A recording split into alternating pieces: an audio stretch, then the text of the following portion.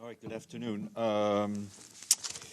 In a short while, we'll be joined by Luis Alfonso de Alba, who is the Secretary General Special Envoy for the 2019 Climate Summit. He'll be giving you an update on the preparations for the summit. As you know, the Secretary General is traveling. He arrived a bit earlier today in Yokohama in Japan, where he will attend the 7th Tokyo International Conference on African Development, better known as TICAD. Tomorrow, he will take part in the opening session, and we expect that he will meet with leaders present for the event, and he may have a press encounter, which we will share with you, of course. I had been asked about the naming of the new government in the Democratic Republic of the Congo, and I can tell you that we welcome the announcement of the composition of the government in the Democratic Republic of the Congo, which includes a number of women, and which this represents a positive development for the country. The United Nations looks forward to working with the government, including through the UN peacekeeping mission and the UN country team, to support the country on its path to sustainable peace, development, and stability. Also, in response to questions on Yemen and the implementation of the Hudaydah Agreement, I can tell you that our Special Envoy, Martin Griffiths, has received feedback by both parties on his proposal to implement the agreement. Mr. Griffiths confirmed that he received an official response to his proposal by one party, while an official response by the other party is pending. He said he's looking forward to receiving the pending official response in the next few days. The proposal was submitted to the parties for their consideration in the beginning of August of this year, with the aim to generate the required momentum to implement important and fundamental steps of the agreement and to allow both parties to enter into a broader political process and achieve a negotiated political settlement to the conflict. And back here, the Security Council this morning heard from Nikolai Mladinov, the Special Coordinator for the Middle East Peace Process. He told council members via VTC from Jerusalem that there is rising specter of violence in the West Bank and Gaza and warned of possible regional escalation. He stressed that with the current deadlock in the Middle East peace process, the situation on the ground has become an explosive mix of unilateral moves and terror attacks. Mr. Mladinov reiterated that lasting peace can only be based on the idea that Israelis and Palestinians live side by side in peace and mutual recognition, as both peoples have a right to their own statehood. And his remarks have been shared with you. Couple of notes on migration. The International Organization for Migration is launching the five campaigns to prevent the risks of irregular migration and to encourage informed decision-making among young Central American migrants. The campaigns will take place in Mexico, Guatemala, Honduras, El Salvador, and Nicaragua.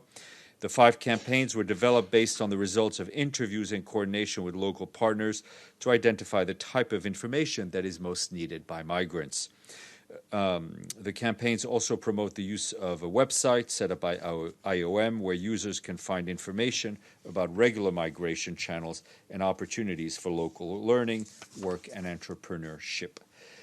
Sad news to report from the Mediterranean today. We have learned this morning about another migrant shipwreck off the coast of Libya. According to the UN Refugee Agency, at least 40 people are estimated to have drowned, and about 60 people have been rescued and brought to the coastal town in Libya. The rescue operations carried out by the Libyan Coast Guard and local fishermen is still ongoing. In a Twitter post earlier this morning, a UNHCR spokesperson said we cannot accept these boat tragedies as normal. More rescue capacity is needed, he added, as well as greater efforts to give people hope so they don't risk these dangerous journeys in the first place. Following today's tragedy, it's estimated that some 900 people have lost their lives while attempting to cross the Mediterranean this year alone. And the Food and Agriculture Organization says that almost 5 million pigs in Asia have now died or been culled because of the recent spread of Asian swine fever. This contagious viral disease was first detected in Asia a year ago this month. According to FAO, while not dangerous to humans, the disease causes up to 100% fatalities in pigs, leading to severe economic losses in the sector. The disease is now present in Cambodia, China, the Democratic People's Republic of Korea, Laos, Mongolia, and Vietnam. And we expect after consultations are done, the permanent representatives of the UK, France, and Germany otherwise collectively known as the E3, to speak to you at the stakeout. In the meantime, and before we turn to our guests, Ms. Lederer.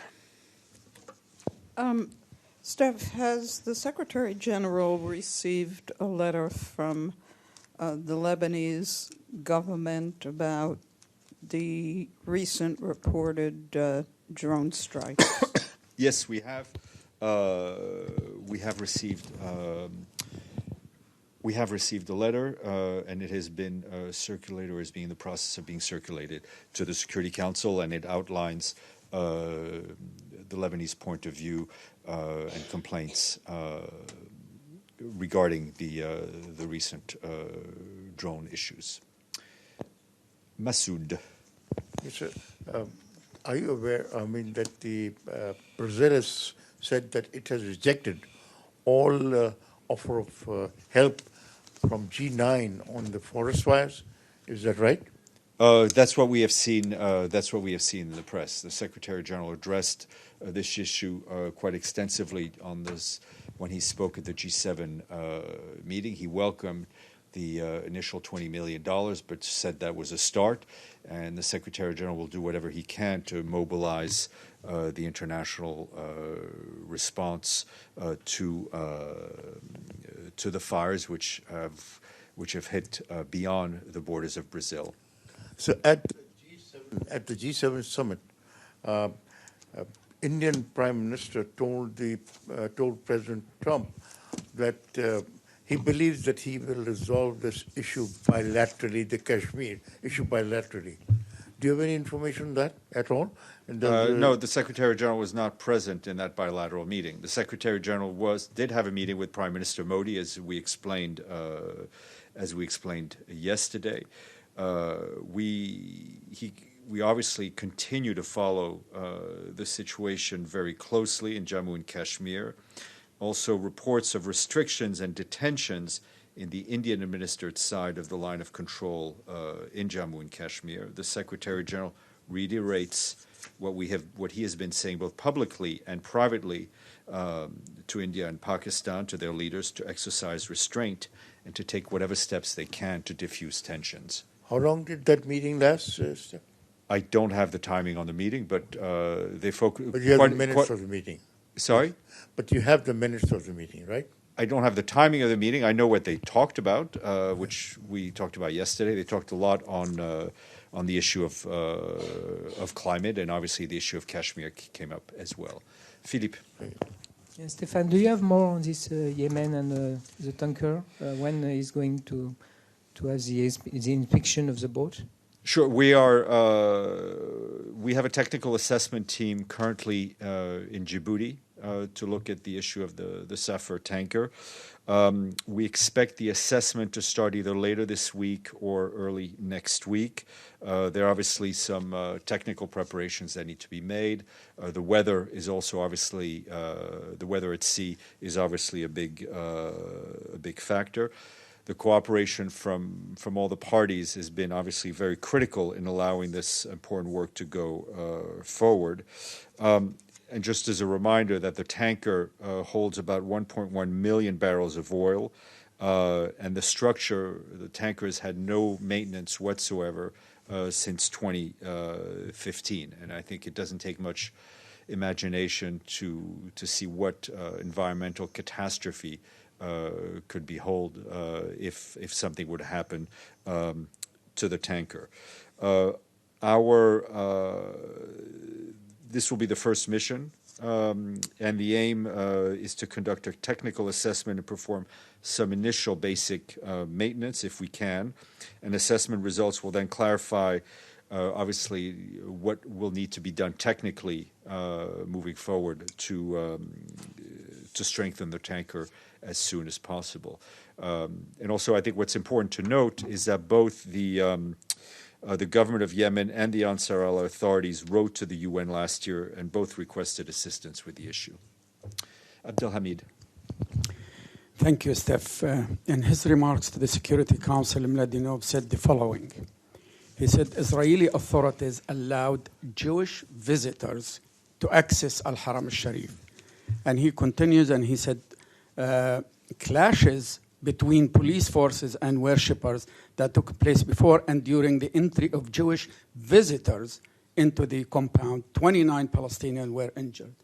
The word visitors, is it neutral? Is it correct? Is it right to use about extremist settlers who invaded the Eid al-Adha prayer? He calls him, he gave them a human face, calling them visitor. Is that right? Listen, Mr. Mladenov, I think, spoke and delivered the facts as we see them, which is our. Can you answer my question? I'm trying to answer your question. Yeah. Right. He delivered the facts as we see them. That is his job. He was describing the events as he sees them. Now, he delivered his message very publicly in front of the Security Council. Now, as always, when we deliver such messages, one party or another may not be completely pleased with the facts that we deliver on the ground. But I think read as a whole, his statement was rather comprehensive, and I think laid out a fairly bleak picture of the situation, which is something he's been doing for quite some time. Mr. Abadi, then Thank James, you, and Majid. Stephane. Also on the Middle East discussion in the Security Council, the representative of South Africa recommended that the Council go to the Middle East, either entirely or under a form of a small mission. Is the Secretary General of the same opinion? The Council is master of its domain. They will decide if they want to go to a field visit or not. It's not for the Secretary General to say. James.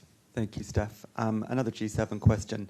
The President of France has been trying to arrange a sit-down meeting between the Presidents of the United States and Iran. Those two gentlemen are slated to be here in the UN September 24th, 25th time. Would the UN be able to facilitate such a meeting? Facilitating meetings is what we do for a living. It's a big part of our day-to-day work. We host hundreds of bilateral meetings.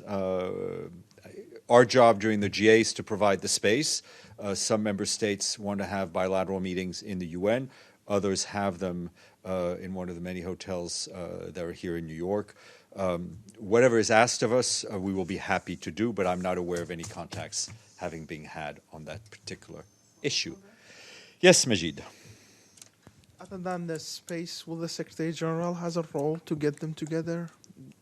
I'm not aware of a call. The Secretary General is always in favor of dialogue and direct dialogue. That's a matter of principle. And has the It's also Secretary part of our bread and butter. Has the Secretary General received a letter from the Iraqi government about recent drone strikes in Iraq? My disposable memory is rather short. I think I saw. I have to check. I may have seen something coming through my inbox, but I will check. And any comments about those strikes that targeted Iran-backed Shiite militias in Iraq? Yeah, I mean, we were. I think yesterday we expressed our concern about the number of strikes, drones, and others that have been taking place in the broader Middle East. Over the weekend, and I think the Secretary General appealed for restraint and for calm. Let's go at it again, Abdelhamid. I know. Apparently, my question. This is what we both get paid for. So let's go. I don't get paid, by the way. Anyhow, in his meeting with the family of an Israeli soldier, the Secretary General, a few days ago, he called for the release of that soldier. Yet, that soldier went to Gaza fighting with an army, and he was captured in a battle. He was not kidnapped from his home, like, for example, others, while there are 51 corpses of Palestinians killed by Israel. I'm not talking about thousands of Palestinians who are injured, but 51 bodies of people killed by Israel. They still captured by Israeli. Why the SG doesn't call on Israel to release those 51 corpses? The Secretary, I think all of these, the Secretary General did meet with the family of Hadar Golden. I think these are all sensitive issues that need to be handled carefully, including in coordination with the International Committee for the Red Cross whenever possible. The Secretary General has and will continue to call on all parties to abide by international humanitarian law and duly inform the families of missing Israelis and Palestinians regarding the status of their relatives. Mr. Abadi, and then we'll go to our guest who's been very patient. Thank you, Stephane. In the communique of the G7 still, it was said that in order to have a free and just and fair trade, fair commerce, the World Trade Organization should be revamped. What kind of reform does the Secretary General anticipate for the organization? I have no comment on that. The WTO does not fall under the authority of the Secretary General. It is up to those member states of the WTO to decide on the best path forward. The Secretary General has always been an advocate of a role for multilateral organizations, an important role for them to play in global trade and the resolution, especially of global trade disputes. Mr. Luis Alfonso de Alba, please come forward. Your number has been called.